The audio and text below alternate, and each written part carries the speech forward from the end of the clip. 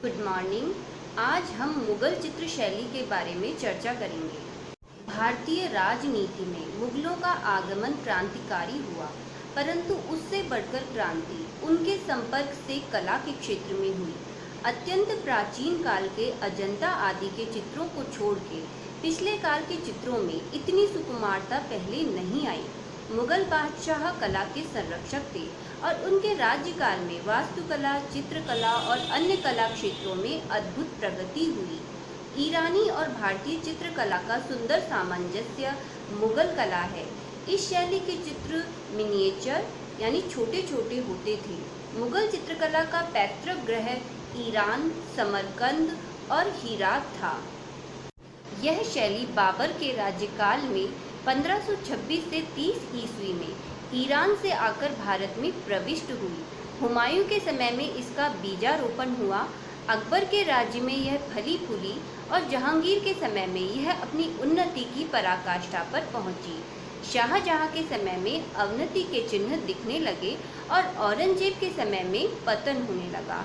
मुगल कलाकार पटना, दक्षिण और कुछ भारत के उत्तर में जाकर अपना जीविकोपार्जन करने लगे। इस प्रकार चित्रकला का यह स्कूल 250 साल के मध्य अपने उत्थान, विकास व पतन को देखते देखते ब्रिटिश साम्राज्य के प्रारंभ होते होते छिन्न भिन्न हो गया। अब हम अकबर पूर्व की चित्रकला के बारे में जानेंगे।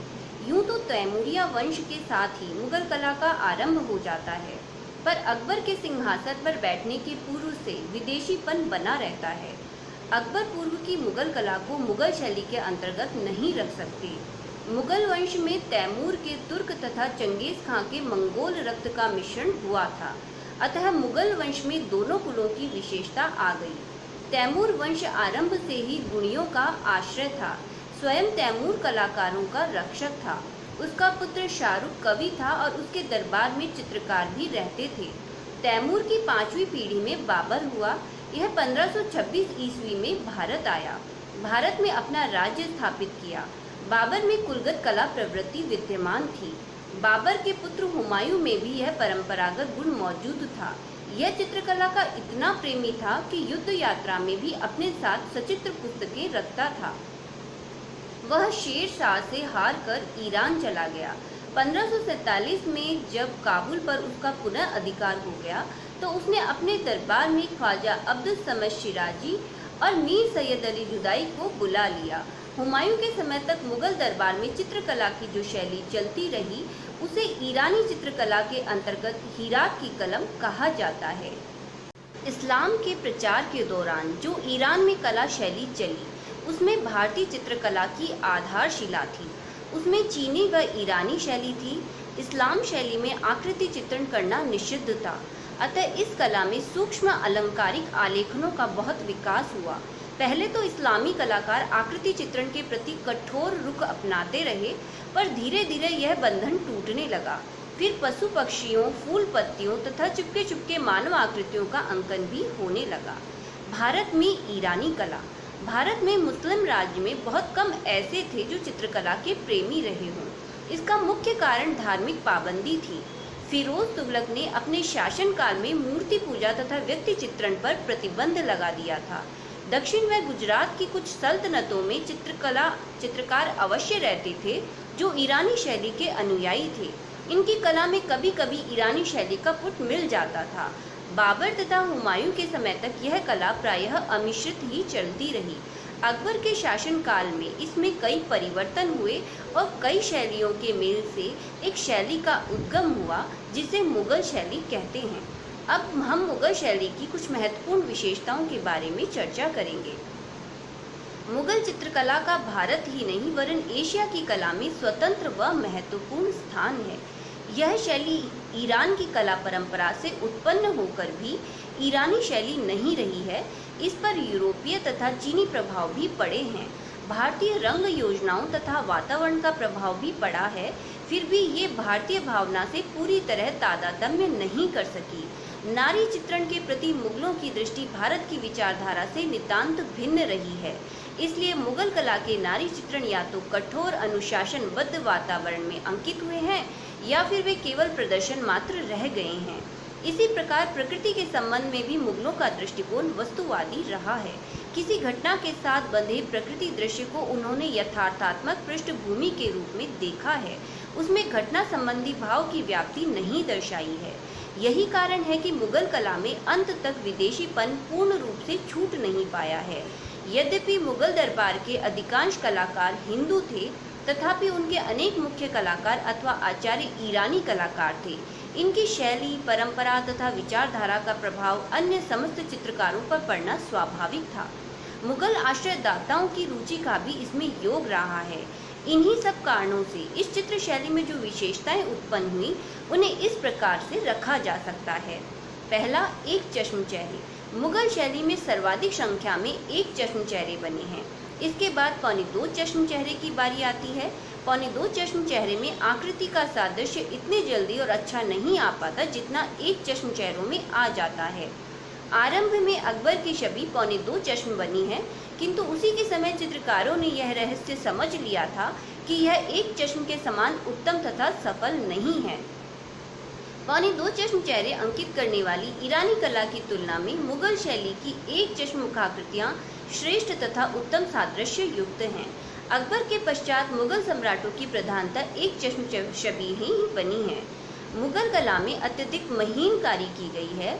महीन एवं नुकीली तुलिका से इतनी पतली रेखाएं खींची गई हैं कि कभी कभी तो वे पूरी आंख से देखी नहीं जा सकती। उसके लिए सूक्ष्मदर्शी की आवश्यकता पड़ती है। इन रेखाओं में सपाटेदार गोलाई है। प्रकृति पर सुलिपि का प्रभाव पड़ा है। मुगल कला में प्रत्येक वस्तु में सूक्ष्म से सूक्ष्म विवरण अंकित करने की चेष्टा की गई है। वस्त्रों के बेल बूटे, भवनों की नक्काशी, कालीन तथा फर्श की कारीगरी, शरीर के विभिन्न अंगों के एक एक विवरण, वृक्षों की एक एक पत्ती तथा दाढ़ी मूंछ आदि का प्रत्येक बाल दिखाने की चेष्टा की गई है। मुगल शैली का रंग विधान ईरानी तथा भारतीय पद्धतियों से भिन्न है। उसमें लाजवर्द, नीला जो लाल को काटे तथा सुनहरे रंगों का प्रयोग हुआ है, किंतु वह ईरानी शैली के समान बहुत अधिक नहीं है। ईरानी प्रभाव से उसकी मुखाकृतियों में हल्के गुलाबी रंग का भी प्रयोग हुआ है। मुगल शैली के रंग विधान में कोमलता भी है। प्रायः श्वेत आदि के मिश्रण से अनेक बलों का निर्माण किया गया है। उसकी रंग योजना विविध है।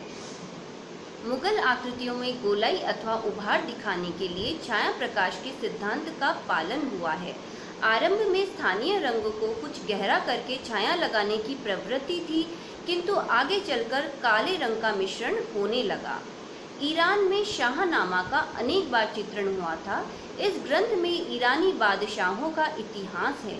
इसी के अनुकरण पर मुगल कला में भी दरबारी शान और शौकत शबीह चित्रों की प्रधानता रही है।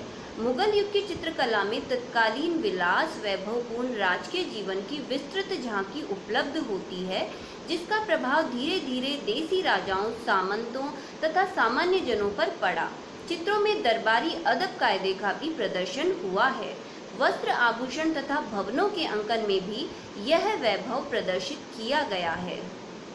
मुगल कलाकारों ने अपने आश्रयदाताओं के व्यक्ति चित्रों में उनके स्वभाव का बड़ा ही सूक्ष्म एवं मनोवैज्ञानिक विधि से अंकन किया है।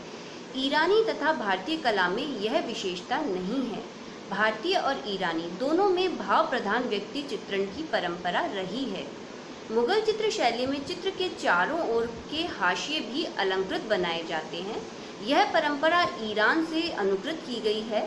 भारतीय कला में यद्यपि अजंता आदि के आलेखन बड़े सुंदर बन पड़े हैं, तथापि ताड़पत्री, पोथियों आदि में अलंकृत हाशियों की प्रथा न थी। मुगल चित्रों के हाशिए भी बहुत परिश्रम से बनाए गए हैं, जो कहीं कहीं चित्र से भी अधिक प्रभावशाली हैं। इनमें उभरी हुई डिजाइनें भी अंकित की गई हैं। मुगल शैली की हस्त मुद्राएं यद्यपि कोमल, यथार्थतापूर्ण हैं, तथापि उनमें सजीवता नहीं है। जिस प्रकार अजंता आदि की हस्त मुद्राओं की एक एक उंगली मन के भाव को व्यक्त करने के लिए तत्पर रहती है, वैसे ही मुगल कला में नहीं है। मुद्राओं का प्रतीकात्मक प्रयोग तो मुगल कलाकारों ने उस प्रकार किया ही नहीं है, जिस प्रकार भारतीय नाट्य शास्त्र तथा प्राचीन कलाकृतियों में हुआ है। मुगल चित्रों की सबसे बड़ी विशेषता चित्रकारों के नाम अंकित करने से संबंधित है। भारतीय कला प्रायः अनाम रही है। यहाँ के कलाकार ने स्वयं को अज्ञात ही रखा है। इसके विपरीत ईरानी चित्रकार चित्रों पर अपना नाम अंकित करते थे। मुगल कला में यह परंपरा वहीं से आई है। चित्रकारों ने विषय से संबंधित शीर्षक, गद्य, लेख, कविता के साथ साथ उपयुक्त स्थान पर अपना नाम भी अंकित कर दिया है, जिससे इस कला की कृतियां ऐतिहासिक प्रमाण बन गई हैं। पशु पक्षियों तथा पेड़ पौधों के चित्र। मुगल सम्राट जहांगीर को विभिन्न आकृतियों, रंगों के चित्र, विचित्र पशुओं, पक्षियों, फूलों, वृक्षों के चित्र बनवाने का बड़ा शौक था। उसके युग में इस प्रकार के असंख्य चित्र बने। चित्रकारों ने कुछ काल्पनिक पशु पक्षियों की भी सृष्टि की है। संध्या एवं रात्रि के दृश्यों में रुचि। मुगल कलाकारों की यथार्थात्मक प्रवृत्ति के कारण इस शैली में संध्या एवं रात्रि के दृश्यों में भी पर्याप्त रुचि प्रदर्शित की गई है। संध्या आदि के दृश्यों में दोहरे प्रकाश की व्यवस्था करने के लिए एक ओर चांदी, दूसरी ओर से स्वर्ण का रंग भरा गया है। रात्रि के दृश्यों में सभी रंगों में काला रंग मिश्रित कर दिया गया है। प्रकाश में चांदी की उज्जवल आभा दिखाई गई है। परिप्रेक्ष्य। अकबरकालीन कलाकारों ने चित्रों में आकाशीय परिप्रेक्ष्य का पालन किया है। इसके अनुसार चित्रों में ऊंचे क्षितिज का प्रयोग हुआ है तथा भवनों की छतें दृष्टि बिंदु से बहुत नीचे अंकित की गई हैं। धीरे धीरे क्षितिज भी नीचा होता गया है। भवनों को सन्मुख दृष्टि से बनाया जाने लगा है। फिर भी मुगल कलाकार पूर्ण सन्मुख दृष्टि बिंदु से चित्र का अंकन नहीं करते। क्षितिज का स्थान चित्र के मध्य भाग से कुछ ऊपर ही रहता है। इस वीडियो में हम मुगल चित्र शैली के बारे में यहीं तक चर्चा करेंगे। अकबरकालीन मुगल चित्र शैली के बारे में हम नेक्स्ट वीडियो में चर्चा करेंगे। सो प्लीज़ इस YouTube चैनल को ज़रूर से सब्सक्राइब करें। Thank you.